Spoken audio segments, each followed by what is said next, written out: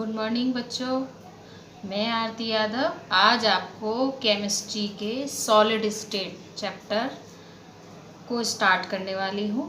तो सबसे पहले हम इंट्रोडक्शन की बात करेंगे। इंट्रोडक्शन में हम बहुत छोटे से बचपन से पढ़ते हुए आ रहे हैं कि जो हमारा मैटर होता है उसकी मुख्यतः 3 अवस्थाएं होती हैं, जैसे सॉलिड, लिक्विड और गैस।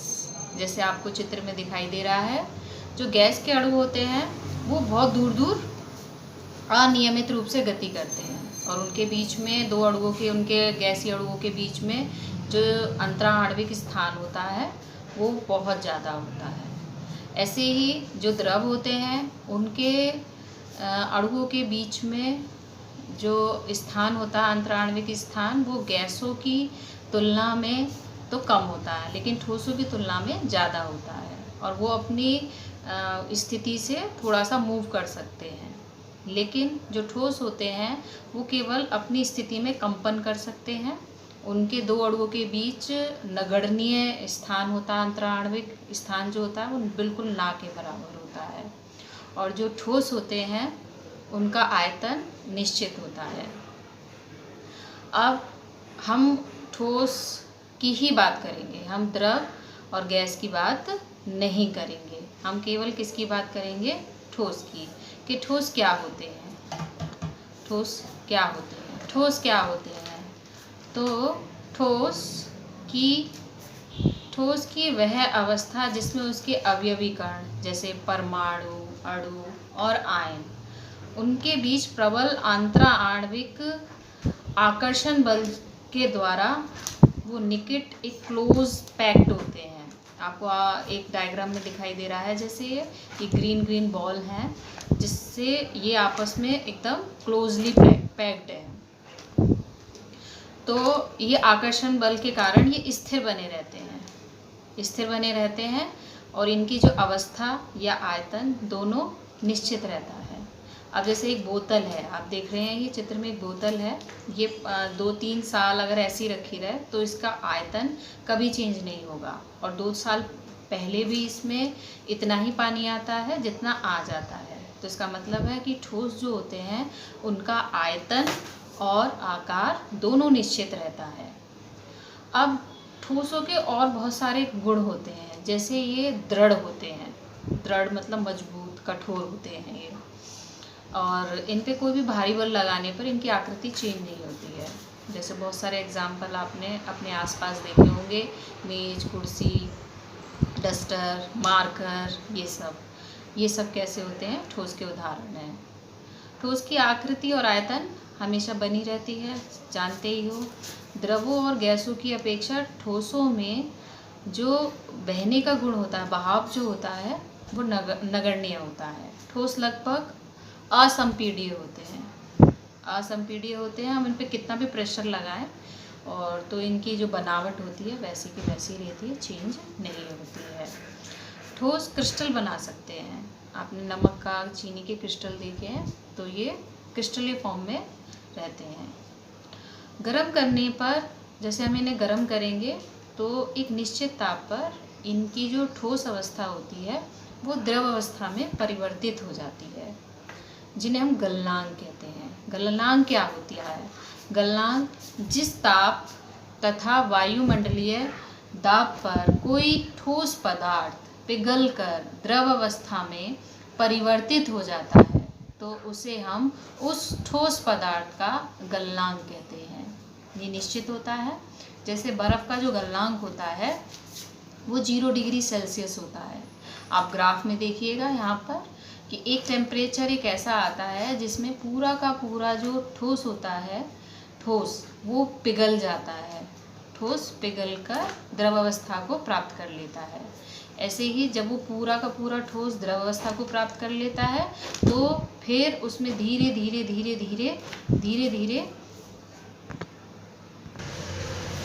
धीरे उनका जो ताप होता है फिर घटने लगता है। अब हम बात करेंगे क्लासिफिकेशन ऑफ सॉलिड। सॉलिड जो होते हैं हमारे कितने प्रकार के होते हैं? तो सॉलिड जो होते हैं वो मुख्यतः 2 प्रकार के होते हैं। पहला होता है क्रिस्टलाइन सॉलिड और दूसरा होता है अमॉर्फस, जिसे हम अक्रिस्टलीय ठोस कहते हैं।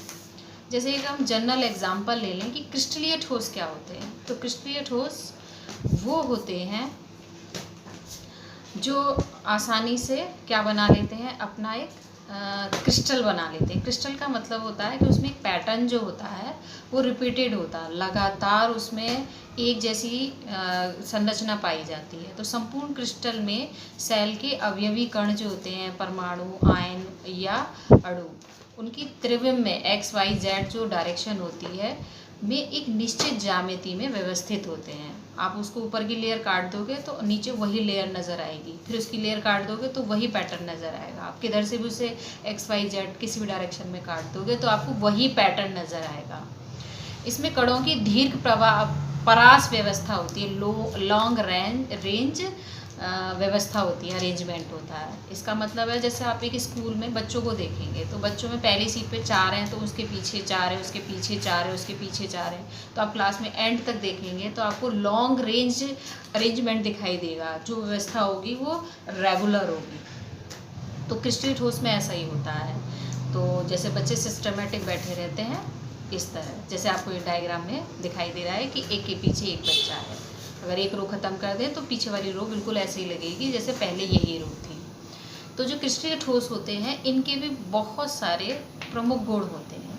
सबसे पहले असंपीड्य होते हैं, दृढ़ होते हैं, कठोर होते हैं। जानते ही हो आप, जैसे अभी पहले समझाया था, मैंने एक बोतल का एग्जाम्पल लिया था कि उसे कितना भी प्रेशर से दबाया जाए या कोई भी ठोस हो, डस्टर हो, उसे कितना भी मैं प्रेशर डाल दूँ लेकिन वो अपनी जो आकृति है उसे चेंज नहीं करेगा। तो ये बहुत कठोर होते हैं, दृढ़ होते हैं, असंपीड्य होते हैं। ये वास्तविक ठोस कहलाए जाते हैं। इन्हें हम वास्तविक ठोस कहते हैं। ये ठोस सच्चे होते हैं। अब ये विषम दैशिक प्रवृत्ति के होते हैं। अब ये विषम दैशिक प्रवृत्ति क्या होती है? तो जैसे आप डायग्राम में देखिए, डायग्राम में आपको एक बड़ा गोला, एक छोटा, एक बड़ा, एक छोटा, एक बड़ा गोला, ऐसा पैटर्न दिखाई दे रहा है। तो आप एक दिशा से उसे देखेंगे तो आपको गोले एक जैसे नज़र आ रहे हैं, और एक दिशा से डायरेक्शन से देखेंगे तो एक गोला छोटा, एक बड़ा, एक छोटा, एक बड़ा। तो इसका मतलब है कि ठोसों के कुछ गुण होते हैं, जैसे वैद्युत चालकता और अपवर्तनांक, ऊष्मीय चालकता। ये सारे गुणों को जब हम देखेंगे तो हर दिशा में, हर डायरेक्शन में, एक्स में अलग, वाई में अलग, जेड में भिन्न भिन्न तरह से इनके मान आएंगे। इन्हें तो अलग अलग भिन्न भिन्न मान आते हैं, इसीलिए विषम दैशिक प्रवृत्ति के होते हैं। तो क्रिस्टलों की ये एक सबसे अच्छा गुण होता है जो इसे सबसे अच्छी तरह से पहचान सकते हैं। अब क्रिस्टलीय ठोसों में जो गलनांक होते हैं वो निश्चित होते हैं। इनका गलनांक ऐसा नहीं होता कि दो रेंजों के बीच में होता है, इनका गलनांक निश्चित है। और जैसे एक होता है कि इनकी त्रिविमीय संरचना होती है, बाहरी बलों के प्रभाव से विकृत नहीं होती है। तो बहुत सारे ये गुण हो गए हैं। जैसे एग्जाम्पल आपके आसपास ही रहता है चीनी, नमक, सोडियम सल्फेट, ये इनके एग्जाम्पल हैं सॉलिड के। अब हम बात करते हैं एमॉर्फस क्या होते हैं। एमॉर्फस क्या होते हैं? तो एमॉर्फस जो शब्द है इसका अर्थ होता है जिसकी आकृति निश्चित ना हो, जिसका आकार निश्चित ना हो, उसे एमॉर्फस कहा जाता है। वे ठोस जिनका कोई निश्चित ज्यामिति नहीं होती है और इनके अंतराण्विक अवयवी कणों में कोई निश्चित व्यवस्था नहीं होती है, उन्हें हम अक्रिस्टलीय ठोस कहते हैं। इनमें इनके जो कण होते हैं उनमें लघु परास व्यवस्था पाई जाती है, शॉर्ट अरेंजमेंट। एक क्लास में भीड़ भाड़ है तो टीचर्स ने आके बच्चों को डांटा कि सही बैठो एकदम। तो एक स्टार्टिंग में आपको दिखेगा 4 बच्चे, फिर 4 बच्चे, फिर 4 बच्चे, लेकिन पीछे फिर वही 5-10 बच्चे एक साथ बैठे, कहीं कोई नहीं बैठा है, कहीं सीट खाली है। तो कुछ दूरी तक तो कुछ लघु परास व्यवस्था होगी, मतलब तो कुछ दूरी तक तो हमें अरेंजमेंट बिल्कुल सही नज़र आएगा, लेकिन पीछे वैसा ही रहेगा। तो इसमें आप देख रहे हैं कि जो अरेंजमेंट होता है वो कैसा होता है, अरेगुलर होता है, ठीक है, सही नहीं होता है। तो अक्रिस्टलीय ठोस के प्रमुख गुण निम्नलिखित हैं। तो सबसे पहले कि इनके अवयवी कणों की व्यवस्था में अनियमितता पाई जाती है, इनके गलनांक निश्चित नहीं होते हैं, क्रिस्टलीय ठोस को जब काटते हैं तो इनकी जो बीच की सतह होती है वो ऊबड़ खाबड़ होती है, और क्या कहते हैं, सतह सपाट नहीं होती है। और जैसे आपने पनीर को काटा होगा तो वो तो क्रिस्टल है, उसमें एकदम सपाट सतह है, लेकिन आप थर्माकोल को काट के देखना तो उसमें ऊबड़ खाबड़ सा नज़र आया था। उससे अक्रिस्टलीय ठोस इसी तरह के होते हैं। अक्रिस्टलीय ठोस को गर्म करने पर और फिर दोबारा से जब उसे गर्म करके ठंडा करते हैं तो क्रिस्टलीय फॉर्म में प्राप्त होते हैं। तो जैसे आपने कभी कांच को बनते हुए देखा है तो उसे बहुत ज़्यादा हीट करके तुरंत ठंडा किया जाता है तो एक क्रिस्टल फॉर्म प्राप्त कर लेता है। तो कांच एक अतिशीतित द्रव होता है, लेकिन वो ठोस नहीं होता है। तो अक्रिस्टलीय ठोसों को हम झूठा ठोस भी कहते हैं। आभासी ठोस होता है, हमें लगता है ठोस है लेकिन उसमें ठोस के गुण नहीं होते हैं। आपने देखा होगा पुराने ज़मानों में के जो खिड़की होती है उसमें जो कांच होता है वो बह बह के क्या होता है, धीरे धीरे बहता है सालों भर, और नीचे कांच मोटा हो जाता है और ऊपर कांच कैसा होता है, पतला रहता है। तो इसीलिए हम कांच, रबर और प्लास्टिक जो होते हैं इन्हें हम आभासी ठोस कहते हैं, ये एमॉर्फस कहलाते हैं। अब अक्रिस्टलीय ठोस समदैशिक प्रवृत्ति के होते हैं, अर्थात इनके जो भौतिक गुणों के जो मान होते हैं, जैसे इनका वेग या अपवर्तनांक, तो आप किसी भी दिशा में इनका अपवर्तनांक निकालें, चाहे क्या आपका इनका वेग निकालें, कुछ भी भौतिक गुण निकालें तो वो हर दिशा में समान रहता है। तो इसे हम क्या कहते हैं, समदैशिक प्रवृत्ति कहते हैं। तो इस तरह हमने क्रिस्टलीय और अक्रिस्टलीय ठोसों के बारे में पढ़ा। अब आप एक काम कीजिएगा बच्चों, आप इन दोनों में अंतर कीजिएगा, ठीक है। Thank you.